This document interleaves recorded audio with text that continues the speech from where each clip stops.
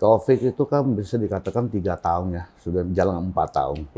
Nah, saat itu bisnis yang lain kan banyak yang pada berjatuhan, turun. Betul. Otomotif tidak pernah turun. Oh, naik terus? Naik terus. Ada juga customer saya yang beli mesin sama saya dalam waktu 8 bulan kembali modal. 8 bulan kembali modal? Ada.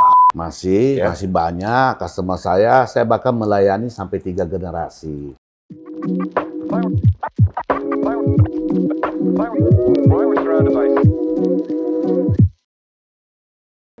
Hai Sobat HPC, selamat datang kembali ke HPC Corner bersama saya Kevin Himawan. Nah, semakin kesini semakin banyak orang yang mencari pemasukan alternatif, seperti contohnya investasi, kripto, dropshipping. Tapi ada satu yang jarang dibahas sama media, tapi sebetulnya sangat menggiurkan, yaitu industri perbengkelan. Nah, tamu saya hari ini sudah berpengalaman hampir 30 tahun di industri perbengkelan, dan beliau sudah membantu lebih dari ribuan orang di Indonesia membuka bengkel. Hari ini kita akan membahas beberapa hal dengan tamu saya, yaitu Pak David Darmanto, dari peluang bisnis industri otomotif, jenis-jenis bengkel yang umum terjadi di Indonesia, lalu ada juga peluang dan tantangan di industri bengkel di kedepannya, dan tentu apa yang harus dipertimbangkan jika Anda ingin masuk dalam bengkel ini. Jika Anda ingin mengetahui lebih lanjut atau bahkan berdiskusi dengan Pak David langsung, silakan cek link di deskripsi video ini. Baik, selamat datang di show-nya Pak David. Ya, terima kasih Pak Kevin. Gimana kabarnya Pak David? Baik. Nah, Pak David ini sebagai sales manager Himawan Putra ya, setahu saya ya. Betul. Kalau di antara semua orang di Indonesia, Pak David ini adalah orang yang paling mengerti bengkel, walaupun nggak punya bengkel sendiri. Ya. Kok bisa? Nah, Pak David ini udah berapa lama kerja di Himawan Putra? Sudah hampir 30 tahun. Hampir 30 tahun, Ya. Wow. Kayaknya Pak David udah di sini sebelum saya lahir deh. Enggak juga. Pak David, kalau boleh tahu Pak, selama 30 tahun ini, kan Pak David itu sering berdiskusi dengan customer-nya Pak David tuh biasa orang yang mau buka bengkel ya? Ya, customer saya macam-macam. Jadi mereka itu dari bidang mana aja. Misalnya kan ada dari bisnis fotokopi. Nah, ada bisnis fotokopi yang tadinya fotokopi kan sudah susah ya. Nah, mereka itu coba diskusi dengan saya untuk buka usaha bengkel. Jadi Pak David tuh sudah membantu banyak sekali orang di Indonesia membuka bengkel. Ya. Kira-kira berapa kalau dari ingatan Pak David aja? Ya, kurang lebih 3.000 ada. 3.000? Kurang lebih 3.000 ada. Ya. Kalau di antara customer itu, ada nggak Pak yang paling lama Pak David kenal, yang dari dulu sampai sekarang masih terus berhubungan dengan Pak David? Masih banyak customer saya bahkan melayani sampai 3 generasi. 3 generasi? Jadi saya layani dari kakeknya, bapaknya, bahkan sekarang lanjut ke anaknya, gitu loh. Sekarang bengkelnya sudah ada 6 ya. Sudah ada 6. Hebat ya. Ya, dari 1 lokasi sampai 6 lokasi. 6 lokasi. Pasti tentunya kehidupan keluarga itu juga membaik dan menjadi lebih banyak pemasukan lah ya. Iya, dan dia ini lokasinya bukan kontrak loh. Dia beli, Pak. Beli punya sendiri. Hebat sih. Jadi memang dia rintis dari bawah. Ada juga customer saya yang beli mesin sama saya dalam waktu 8 bulan kembali modal. 8 bulan kembali modal? Ada saya punya customer, tapi saya tidak sebut namanya. Nggak apa-apa, tenang aja Pak, kan konfidensial ya. Ya. Jadi mungkin sekarang saya mau bahas dengan Pak David. Saya juga sebetulnya sempat cari-cari sih, karena kan ini teman-teman mungkin banyak yang tertarik dengan bisnis bengkel. Ya. Jadi pandangan Pak David mengenai bisnis otomotif di Indonesia itu seperti apa? Apakah trennya naik atau turun? Dan juga tentu terkait dengan bengkelnya sendiri gitu. Ya. Gimana Pak? Kita melihat dari ini ya, kemarin masalah COVID ya. COVID itu kan bisa dikatakan 3 tahun ya, sudah jalan 4 tahun. Nah, saat itu bisnis yang lain kan banyak yang pada berjatuhan, turun. Betul. Otomotif tidak pernah turun. Naik terus? Naik terus. Paling bagus saat ini adalah di bisnis yang kalau untuk bengkel memang main spuring balancing. Spuring balancing jual ban. Karena kalau jual ban kan otomatis kan pasti dibutuhkan. Betul. Saya setuju banget sama Pak David karena memang otomotif tuh naik terus, dan saya sempat ngelihat sendiri juga di cari-cari online lah ya. Kalau rata-rata tuh motor itu 570.000 per tahun. Kalau mobil 2,2 juta per tahun. Nah, kalau truk 10 juta per tahun. Itu maintenance-nya tuh, termasuk segala macam, spooling balancing, ganti komponen. Waktu Pak David bilang 8 bulan itu udah balik modal, saya rasa, oh iya ini masuk akal nih. Ya kan, karena memang dia cepat sekali dan banyak pemasukannya. Karena kan mereka kan bukan cuma itu ya, kan mereka kalau otomotif kan banyak. Dia jual ban, betul. Ya jasanya, jasa spooling, jasa balancing. Memang pasti kalau bengkel kan pasti cuang lah. Pasti cuang. Caranya kan gitu. Apalagi kan kalau kita masalah di Indonesia ini kan orang-orang di sini kan rata-rata mereka kan ibaratnya jual gado-gado aja. Kalau dia punya duit, dia pasti beli mobil, Pak. Mobil semakin banyak, perawatan semakin dibutuhkan. Semakin besar. Ya. Makanya, bahkan kita juga lihat ada beberapa perusahaan yang dari asing, yang luar, masuk ke dalam sini untuk membuka bengkel ya, Pak. Iya, Dan betul. berkembangnya sangat pesat sekali. Nah, Pak David, saya mau nanya, Pak. Dalam pengalaman Pak David ini kan saya yakin Pak David sudah melihat berbagai macam jenis bengkel. Betul. Jadi kan memang kalau kita bilang bengkel ya tentunya masing-masing bengkel punya kekuatan, kelemahan, dan gayanya masing-masing ya. Betul. Mungkin Pak David bisa cerita nggak di Indonesia ini, itu sebetulnya ada jenis-jenis bengkel apa aja yang mungkin teman-teman bisa merasa, oh itu gua banget, itu cocok banget gitu. Ya. Gimana Pak? Kalau bengkel di Indonesia sebetulnya kan terdiri dari, kalau saya perhatikan ada 5. Oke, 5 jenis ya. Kategori yang pertama yang paling sering mereka buka adalah yang paling gampang adalah cuci mobil. Oke. Karena kan modalnya juga tidak terlalu besar, cuma lokasinya perlu luas. Karena perlu tempat untuk nyuci mobil itu ya? Ya, karena parkiran mobil dan lain sebagainya. Terus yang kedua, itu kan ada namanya tune up. Kalau mobil listrik ngetrennya naik, itu kemungkinan kan sudah turun ya? Turun. Oh, karena kalau tune up itu kan untuk mesinnya si mobil ya, engine ya? Ya. Kalau mobil listrik kan udah nggak pakai engine lagi, udah nggak pakai mesin, jadi nggak ada tune up-nya lagi gitu ya? Habis itu masuk ke bengkel spooling balancing. Ini yang paling favorit. Karena kalau spooling balancing tidak butuh space terlalu besar, cukup 2 ruko. 2 ruko cukup? 2 ruko. 2 ruko sudah cukup. Kalau rukonya lebar-lebar 7 meter atau 6 meter, mungkin 1 juga masih bisa buta. Yang penting di hook. Kalau dia di hook kan lebih gampang. Kalau di badang saya rasa mesti 2 lah. Terus yang keempat itu variasi.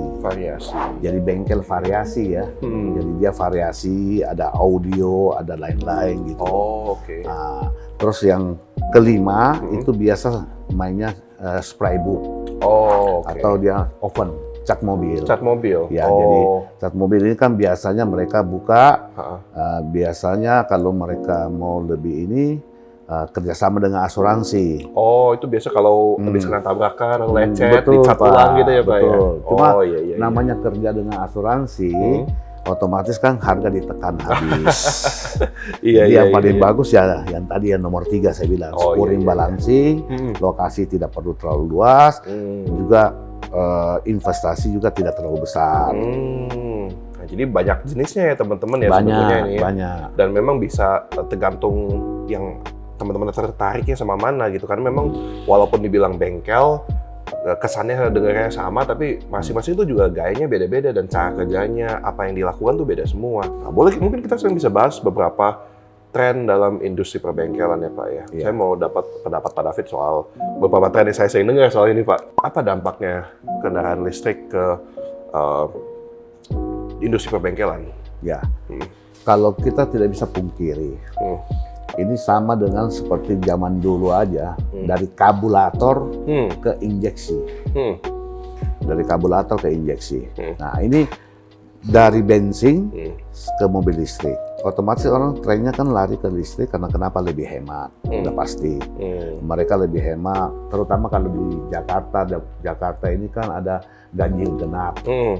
Itu plat nomornya kan mesti kita ganjil genap, kan repot ya. Kalau pakai mobil listrik, mau hari apa aja bebas. Kalau dilihat memang dari pemerintah ini sangat mendorong mobil listrik juga ya Pak ya? Iya. Dan berarti ya walaupun dibilang selain dari teknologi itu lebih ramah lingkungan, lebih hemat, pemerintah juga mendorong ini. Dan sepertinya masyarakat juga responsif ya Pak ya? Iya. Mungkin Pak David bisa cerita kalau mobil listrik ini semakin banyak, efeknya terhadap bengkel itu apa Pak? Efeknya gini, kalau mobil listrik semakin banyak, otomatis kan bengkel-bengkel yang tadinya main tune up, ganti oli dan lain-lain, itu sepertinya bukan ini ya, mereka itu sudah tidak laku. Jadi mereka mau tidak mau kalau main tune up tidak laku karena apanya mau di nggak ada mesin tune up ya? Tidak ada. Nggak ada mesinnya? Nggak ada mesinnya. Karena mesinnya tidak ada, terus juga ganti oli juga tidak ada, perawatannya juga mau dirawat apanya. Oh, jadi mungkin sekilas sebagian bisnis tuh menurun ya? Jadi ya kalau yang main tune juga ganti itu oli menurun, itu ya, menurun, quick service menurun. Ya. Tapi tentu masih ada yang mungkin bakal ada bisnis-bisnis yang masih ada atau bahkan meningkat kan ya Pak ya? Ya itulah spur imbalancing. Oke. Kalau spur imbalancing pasti dibutuhkan. Karena masih ada ban walaupun masih ada listrik. ban. Ya. Karena namanya ban kan mesti diganti. Kalau misalnya ini ya mereka mesti lebih laku daripada itu.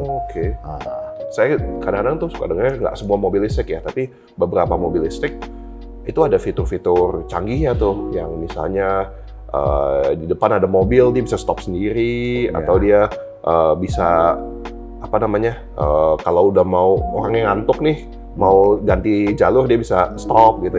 Itu gimana tuh Pak? Itu apakah ada peluangnya nggak untuk bengkel? Itu peluangnya justru nanti mobil listrik nanti akan arahnya ke sana. Itu ADAS kan? ADAS, iya. ADAS itu arahnya ke sana. Sekarang sudah mulai kan ada. Sudah mulai.